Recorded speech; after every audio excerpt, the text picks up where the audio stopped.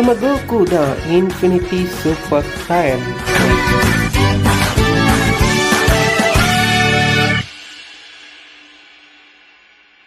So இந்த கதை ரொம்ப வருஷங்களுக்கு முன்னாடி ஆரம்பிக்குது. இதுக்கு முன்னாடி பார்த்தீங்கன்னா 18 யூனிவர்ஸ் இருந்துச்சு. அதுக்கப்புறம் அதில் இருக்க 6 யூனிவர்ஸை நம்மளுடைய ஜனசமா அழிச்சாரு. அந்த மேட்டர்லாம் உங்களுக்கு தெரியும். இது அதுக்கெல்லாம் முன்னாடி நடந்தது. இந்த 18 யூனிவர்ஸில் கடைசி இருக்கிற 6 யூனிவர்ஸில் இருக்கிற காட் ஆஃப் டிஸ்ட்ரக்ஷன்ஸ் ரொம்ப பவர்ஃபுல்லானவங்க. எந்த அளவுக்கு பவர்ஃபுல்லானவங்கன்னா அவங்கள ஒரே ஒரு காட் ஆஃப் டிஸ்ட்ரக்ஷன் 12 யூனிவர்ஸில் இருக்க காட் ஆஃப் டிஸ்ட்ரக்ஷன்ஸையும் தோக்கடிக்கிற அளவுக்கு ஸ்ட்ராங்கானவங்க. பயங்கர பவர்ஃபுல்லான ஒரு செலஸ்டியல் லெவல் காட் ஆஃப் டிஸ்ட்ரக்ஷன்ஸாக இருப்பாங்க. இவங்க மற்ற இந்த ஃபஸ்ட்டு 12 யூனிவர்ஸில் இருக்கிற எந்த காட் ஆஃப் டிஸ்ட்ரக்ஷனை விடவும் ஸ்தலச்சவங்க கிடையாது. அவங்களோட ஸ்ட்ராங்கானவங்க. அவங்கள ஒருத்தவங்க தான் சீரஸ். இவங்க யூனிவர்ஸ் 18 சேர்ந்தவங்க. இவங்க என்ன பண்ணுறாங்கன்னா, ஒரு சின்ன பிரச்சனைகள் போய்கிட்டு இருக்குது நம்மளோட ஜனசமா பேலஸ்லையும் மற்ற 6 யூனிவர்ஸ்க்கு நடுவில். அதாவது இந்த பேலன்ஸ் 6 யூனிவர்ஸ் இருக்குன்னு சொன்னேன்ல, அழிக்கப்பட்டது அந்த யூனிவர்ஸில் இருக்கிற காட் ஆஃப் டிஸ்ட்ரக்ஷன்ஸ்க்கு நம்ம ஜனசமாவுக்கு இடையில ஒரு சின்ன பிரச்சனை போய்கிட்டு இருக்கு. அதனால ஜனசமா வைப் அவுட் பண்ணலாம்ன்ற ஐடியாவில் இருக்காரு. இந்த பக்கம் யூனிவர்ஸ் 7ல் இருக்கிற பிளானட் வெஜிடா அப்படின்ற ஒரு பிளானட் இருக்குது. அந்த ஒரு பிளானட்டுக்கு தான் நம்மளுடைய சீரியஸும் பார்த்துக்கிட்டு இருக்காங்க. ஏன்னா இந்த இடத்துல தான் சயின்ஸ்ன்ற ஒரு பயங்கர ஸ்ட்ராங்கான வாரியர்ஸ்லாம் இருக்கிறாங்க. ஏன்னா சயின்ஸோட பெருமைகள் எல்லாமே நல்லாவே எல்லாருக்குமே தெரியும். ஆன்சியன் சயின்ஸில் இதை விட பவர்ஃபுல்லானவங்க. இந்த மாதிரி சயின்ஸோட சண்டையெல்லாம் பங்கமாக போடுறத பார்த்து நம்மளோட சீரியஸும் இவங்க பரவாயில்ல ஸ்ட்ராங்காக இருக்கிறாங்க. ஆனால் ஏன் அளவுக்கு கிடையாது அப்படின்ற மாதிரி அவங்க பார்த்துக்கிட்டு இருக்காங்க அவங்களோட சண்டை எல்லாத்தையும். இப்படி இவங்க அந்த சண்டை எல்லாத்தையும் இன்ட்ரெஸ்டிங்காக பார்த்துக்கிட்டு இருக்க சடனாக ஒரு அட்டாக் நம்மளுடைய சீரஸ் மேலேயே வந்து விழுக போகுது. என்னடா இது, சீரஸை நோக்கி ஒரு பயங்கர பவர்ஃபுல்லான ஒரு அட்டாக் வந்துக்கிட்டு இருக்கேன். ஆனால் சீரஸ்க்கு ஒன்றும் ஆகாதுன்றது நம்மளுடைய இவருக்கு தெரியல. அப்போதான் ஹீரோ என்ட்ரி. அவ்வளோ அடிபட்டு எந்திரிச்சு வந்து அந்த பிள்ளைய காப்பாற்றணும்ட்டு தலைவன் ஊடால நின்று அந்த பயங்கரமான அட்டாக்கை தான் வாங்கிக்கிறான். இதை பார்த்ததும் சீரஸ், யோ என்னையா பண்ற, இந்த அட்டாக்கெல்லாம் எனக்கு எந்த ஒரு பிரச்சனையும் ஆகாது, உனக்கு என்ன மனசுல ஹீரோ நினைப்பா, ஏன் இப்படிலாம் பண்ற அப்படின்ட்டு கேட்க, அது எனக்கு சத்தியமா தெரியாது, உங்களுக்கு அடிபடும்னு நினச்சி தான் பண்ணேன், உங்களுக்கு அடியெல்லாம் எதுவும் படாது அப்படின்றது எனக்கு சத்தியமாக தெரியாது இல்லையா, கஷ்டப்பட்டு என் லிமிட்டை புஷ் பண்ணியிருக்கேன் அப்படின்ட்டு சொல்லிட்டு வாழ்ந்து விழுந்துட்டாட்டி மனுஷன். என்னடா இது, ஒரே அடியில் விழுந்துட்டாரு. ஆனால் பயங்கரமாக சண்டை போட்டிருக்காருன்றது தெரியுது. அதனால தான் அவருடைய பவர் பயங்கரமாக இன்க்ரீஸ் ஆயிருக்கு. ஸோ இவரை கேப்சூலுக்கு கொண்டு போகலாம் அப்படின்ட்டு அவனுடைய ஆட்கள்லாம் வர. ஆனால் நம்ம சீரியஸ் தடுத்துறாங்க. இவனை நான் என் கூட கூட்டிகிட்டு போய்க்கிறேன், இவனை நான் குணப்படுத்தினேன் அப்படின்னு சொல்லிட்டு சீரியஸ் அவனோட கூட்டிகிட்டு போயிடுறாங்க. நம்மளுடைய பேடாக்க ஏதோ ஒரு வகையில் தலைவை இம்ப்ரெஸ் பண்ணிட்டான், இம்ப்ரெஷனை போட்டுட்டான்றது தான் உண்மை. சரி, இதுக்கப்புறம் என்னதான் ஆகுது அப்படின்னு பார்த்தா நம்மளுடைய பேடாக்கும் எந்திரிச்சிட்றா. அப்படி இப்போ நான் எங்கே இருக்கேன், இது என்ன இடம், ஒரே வித்தியாசமாக இருக்குது. என்னோடய பிளானட்டில் தானே நான் ட்ரைனிங் எடுத்துக்கிட்டு இருந்தேன், இங்கே எப்படி நான் வந்தேன் அப்படின்னு நம்ம பேடாக்கு கத்திக்கிட்டு இருக்கா. அப்படி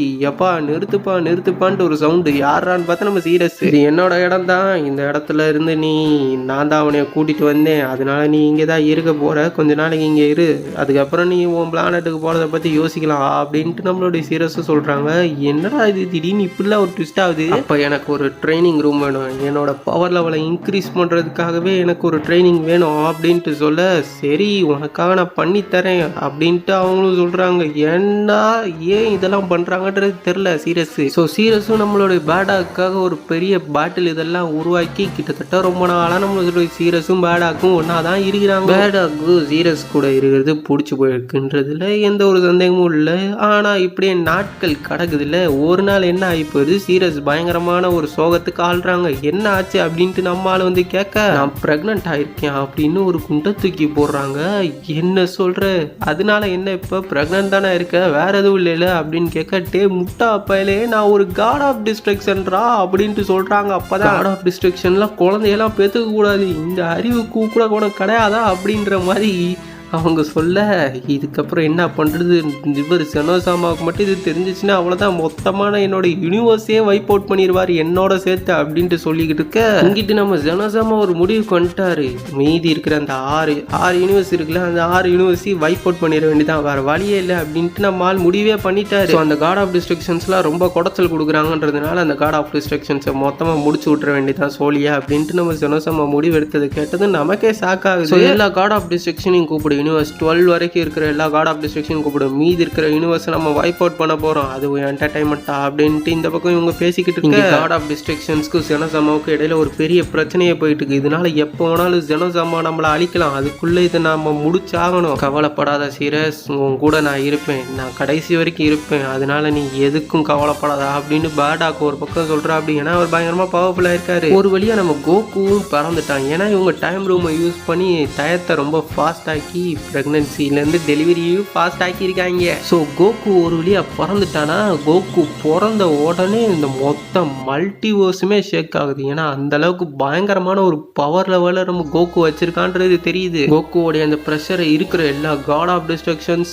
ஏஞ்சல்ஸ், அது மட்டும் இல்லாமல் நம்மளோட ஈவன் நம்ம ஜெனோசாமாவும் ஃபீல் பண்ணுறோம். அப்படி என்ன ப்ரெஷர் அது, என்ன மாதிரியான பவர் அது, இது எந்த யூனிவர்ஸ்லேருந்து வருது அப்படின்னு யோசிச்சுக்கிட்டு இங்கிட்டு ஒரு எல்லாரையும் சண்டை போட விட்டு கடைசியாக அந்த பிளானட்ஸ் எல்லாத்தையும் வரிசையாக அழிச்சுக்கிட்டே வரா. அப்படி ஒவ்வொரு யூனிவர்ஸாக போட்டு எல்லாத்தையுமே மொத்தமாக வாஷ் அவுட் பண்ணிடுறா. அப்படி ஏன்னா நம்ம ஜெனோவுக்கு ஃபன்னுனால ரொம்ப பிடிக்கும்ல, அதனால இந்த பக்கம் இவங்க போராடுறதுக்கு தயாராயிட்டாங்க. யாரு, நம்மளுடைய இவங்க சீரியஸும் நம்மளுடைய பேடாக்கும். இதுக்கப்புறம் எல்லாமே உன் கையில தான் இருக்குது, கவலைப்படாத சீரியஸ், கடைசி வரைக்கும் போராடுவோம், அதில் நான் எப்பயுமே உறுதியாக இருக்கேன், நீ அதை பற்றி எதுவும் கவலைப்படாத அப்படின்னு சொல்லிட்டு போராடுவாங்க போல இருக்குதே. ஜெனோவும் வந்துடுறா. அப்படி இப்போ கடைசியாக நீங்கள் மட்டும்தான் இருக்கீங்க, உங்களை வைப் அவுட் பண்ணுறதுக்கான நேரம் வந்துடுச்சுன்னு நினைக்கிறேன், இதுக்கப்புறம் நீங்கள் இருக்க மாட்டீங்க கண்ணுங்களா, உங்களுக்கு எதுவும் கடைசி ஆசை இருக்குதா, ஆனால் நான் அதை நிறைவேற்ற விரும்பல, நான் பண்ணுக்காக தான் வந்திருக்கேன், மொத்த மல்டிவர்ஸையும் வைப் அவுட் பண்ணிட வேண்டியது தான், இந்த யூனிவர்ஸும் இருக்காது, கிட்ட 5 யூனிவர்ஸை வைப் அவுட் பண்ணி வச்சு இப்போ பேலன்ஸ் இருக்கிறது உங்களோட யூனிவர்ஸ் தான் அப்படின்ட்டு ஜெனோசாமா ஒரு பக்கம் சொல்லிக்கிட்டு இருக்க, இந்த பக்கம் நாங்கள் எதுக்கும் தயார் தான் அப்படின்ட்டு அவங்க சொல்லிட்டு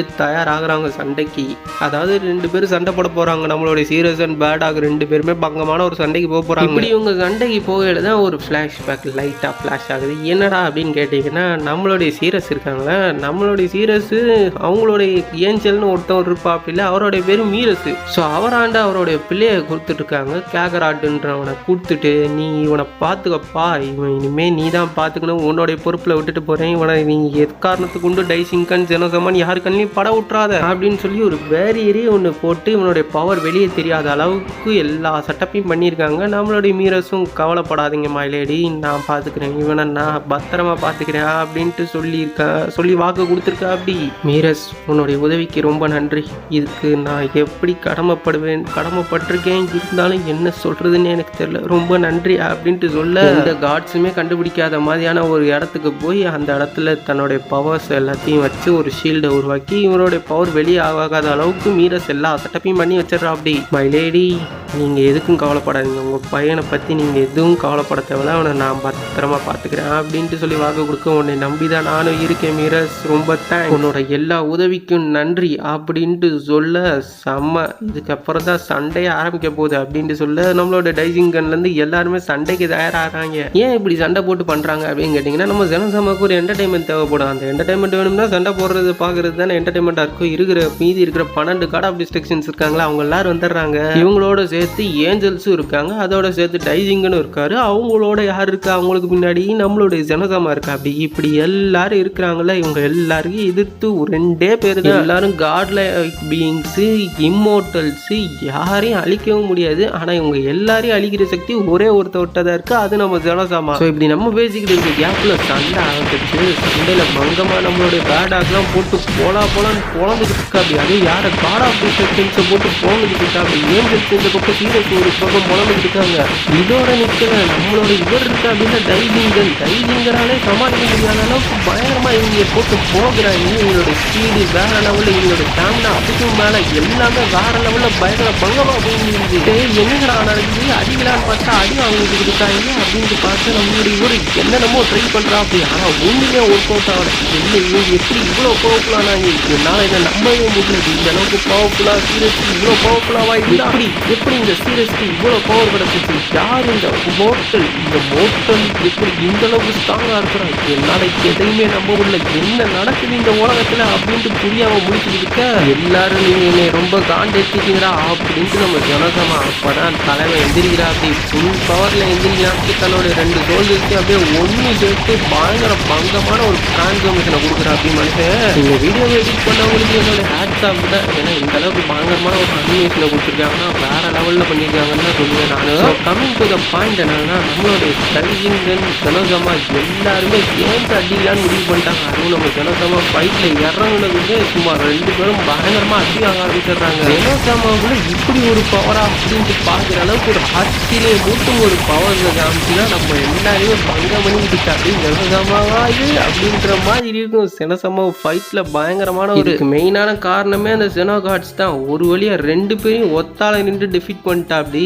இதோட உங்க கதையும் முடிஞ்சிருச்சு. இந்த யூனிவர்ஸ் கடைசி யூனிவர்ஸான 18 நாங்க அழிக்கிறோம் அப்படின்ட்டு சொல்லி அழிச்சிட்டாங்க. டைசிங்கன் ஒரு பக்கம் சாரி மைலாட் என்னால எதுவும் பண்ண முடியல, தோத்து போனதுக்கு மன்னிச்சிருங்க, இதுக்கப்புறம் இந்த மாதிரி நடக்காது அப்படின்னு சொல்ல, நடக்காதுன்னு சொல்லாத, இனிமே நடக்கவே கூடாதுன்னு சொல்லி பழகு அப்படின்ட்டு சொல்ல, ஒரு வழியா 18 யூனிவர்ஸ்ல இருந்து இப்ப 12 யூனிவர்ஸாக மாறி விட்டது. இதுக்கப்புறம் என்னெல்லாம் நடக்க போகுதுன்னு கேட்டீங்கன்னா ஒரு பயங்கரமான சம்பவம் தான். புரியல, கோகு வளர ஆரம்பிச்சுட்டா. அப்படி நம்மளுடைய கோகுவோடைய சின்ன வயசு பருவத்திலேயே அல்ட்ரா இன்ஸ்டன்ட்டோடைய இது அந்த பேஸ் ஃபார்ம் எடுத்துடுறா. அப்படி அதுக்கப்புறம் மாஸ்டர்டு அல்ட்ரா இன்ஸ்டன்ட்டையும் யூஸ் பண்ண ஆரம்பிச்சிடுறா. அப்படி ரொம்ப சின்ன வயசுலேயே தன்னோட டிவைன் எனர்ஜியை இப்படி அவேக் பண்ணுவாருன்னு யாருமே எதிர்பார்க்கல. யூஸ் பண்ற அளவுக்கு பவர்ஃபுல்லான ஒரு பக்குவமான நிலைமைக்கு இல்லாத நேரத்திலேயே இந்த மாதிரி ஒரு பவரை யூஸ் பண்றாருன்னா அது வேற லெவல் தானே. டெய்லி சின்ன வயசுல இருந்து ட்ரைனிங் எடுத்துக்கிட்டே இருக்காரு. மீரஸோட சேர்ந்து அல்ட்ரா இன்ஸ்டன்ட்டை இன்னும் டெவலப் பண்ணிக்கிட்டே தான் போறாரே தவிர அவருடைய டெவலப்மெண்ட் ரெடியூஸ் ஆகல, இன்க்ரீஸ் மட்டும்தான் ஆகிட்டு இருக்கு. நம்மளுடைய இவர் பார்த்துட்டு இவனுடைய வளர்ச்சியை பார்த்து ரொம்ப ஆடி போயிட்டாரு. ஏன்னா சீரியஸுக்கும் நம்மளுடைய மீரஸ் தான் ட்ரைனிங் கொடுத்தா. அப்படி ஆனா சீரியஸ் இந்த அளவுக்கு வளரல. ஆனா சீரியஸ்க்கும் கேக்கராட்டுக்கும் பிறந்த இந்த ஒரு பையனுக்குள்ள இவ்வளவு ஒரு பொட்டன்ஷியல் இருக்கிறத பார்த்ததும் அவரே ஆடி போயிட்டாரு. பல வருஷங்களும் ஓடுது. நம்ம கோக்கும் ஒரு அடல்ட்டா மாதிரி அவனுடைய அல்ட்ரா இன்ஸ்டன்ட்டை யூஸ் பண்ணிக்கிட்டு இருக்க ஒரு கட்டத்துல என்ன ஆகுது, ட்ரைனிங் போயின்னு இருக்குது. திடீர்னு அவனோட ஃபுல் பவரும் அவேக்கன் ஆகிடுது. அந்த நேரத்துல தான் இன்ஃபினிட்டி சயனா மாறுறா. அப்படி இது ஒரு பயங்கர பங்கமான ஒரு பவரா இருக்குதா. இந்த ஒரு பவருக்கு நம்மளுடைய ஆள் போட்டு வச்சிருக்காரு. அப்படில ஒரு ஷீல்டு மாதிரி போட்டிருக்காருன்னு சொன்னேன்ல, அந்த ஷீல்டே பயங்கரமா உடஞ்சு சதறி நம்மளுடைய கோகுவோடைய பவர் எல்லா இடத்துக்கும் ஸ்ப்ரெட் ஆகுது. ஸோ இப்படியே போச்சுன்னா இருக்கிற எல்லாரும் தெரிஞ்சு இந்த இடத்துக்கு வந்துடுவாங்க அப்படின்ட்டு மீரஸ் பயந்துட்டு என்ன பண்றா, அப்படி கோகுவை டக்குன்ட்டு அடிச்சு மட்டை பண்ணி விட்டுறா. அப்படி கோகுக்கே தெரியாம. ஏன்னா கோகு அவன் கான்சியஸ் இல்லாம தான் அவனுடைய அந்த பவரே அவேக் பண்ணான். திடீர்னு அந்த பவரை இன்ஃபினிட்டி சயனோடைய பவரை அவேக் பண்ணது நம்மளுடைய ஆளுக்கே பயங்கர மிரட்டல் ஆகிப்படுச்சு. ஏன்னா இவருடைய பவரை விட பயங்கர பவர்ஃபுல்லானது. ஸோ அல்ட்ரா இன்ஸ்டன்ட்டே நீ ப்ராக்டிஸ் பண்ண கோகு, உன்னோட அல்ட்ரா இன்ஸ்டன்ட் உண்மையிலே வேற லெவலில் இருக்குது. நீ இந்த இன்னும் ப்ராக்டிஸ் பண்ணனாலே போதும், நீ எப்போ வேணாலும் அல்ட்ரா இன்ஸ்டன்ட் அவேக் பண்ணலாம். நினைக்கிற நேரத்தில் பண்ணுற மாதிரி நீ இன்னும் ரெடி ஆகலைன்னு தான் நான் சொல்லுவேன். ஸ்டார்டிங்லேருந்தே நம்ம கோகு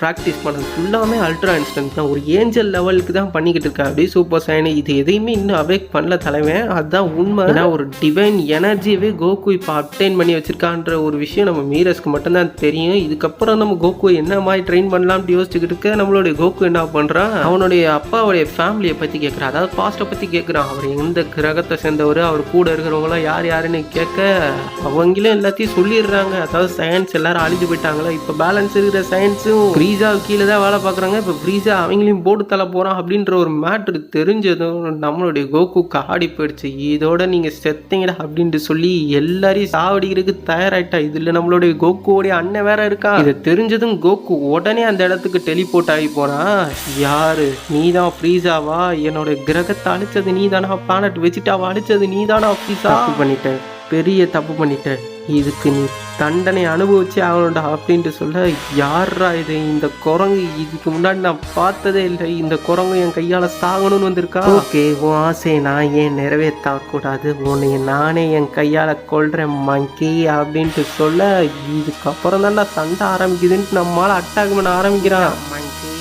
இதோட செத்து ஒளிடா அப்படின்ட்டு சொல்லி ஒரு அட்டாக்கை போட நம்ம கோகு மேலே அந்த பவர் டைரக்ட் ஹிட்டு. அவ்வளோதான், கோகு சோழியே முடிஞ்சிருச்சுடா அப்படின்ட்டு நம்மளோட ஃப்ரீஸா அவ்வளோதான், என்கிட்டே திமிரா பேசினேல, இப்போ திமிரா அட்டக்குனேனா அப்படின்ட்டு பார்த்து ஆச்சரியப்படுறான். இல்லை இதுக்கு வாய்ப்பே இல்லை, எப்படி இது நடந்துச்சு, என்னால் இதை நம்பவே முடியல அப்படின்னு சொல்லிக்கிட்டு இருக்கான். என்னடா நடந்துச்சுன்னு பார்த்தோம்னா கோகுக்கு ஒன்றுமே ஆகலை. எப்படி நீ இதுலேருந்து தப்பிச்ச, என்னோட பவர்ஃபுல்லான அட்டாக் ஆச்சு அப்படின்னு சொல்லிக்கிட்டு இருக்க. இதோட உன் கதையை நான் முடிக்கிறேன்டா. ஹான்ட்டு தலைவன் ஒரு பங்கமான ஒரு அட்டாக் விடுவான் பாரு, காமே அவன். இதோட உன் கதையை நான் முடிக்கிறேன் அப்படின்ட்டு சொல்லி ஒரு ஃபைனலாக ஒரு பிளாஸ்டோட இந்த ஒரு எபிசோட நம்ம எப்படியே முடிக்கிறோம். இதுக்கப்புறம் எபிசோட பார்க்கணும்னா கீழே ரெட் கலர் சப்ஸ்கிரைப் பண்ணி மறக்காமல் சப்ஸ்கிரைப் பண்ணி வச்சுக்கோங்க. அப்புறம் இந்த வீடியோவை லைக் பண்ண மறந்துடாதீங்க. தேங்க்ஸ் ஃபார் வாட்சிங். Ta-ta bye bye, see you soon.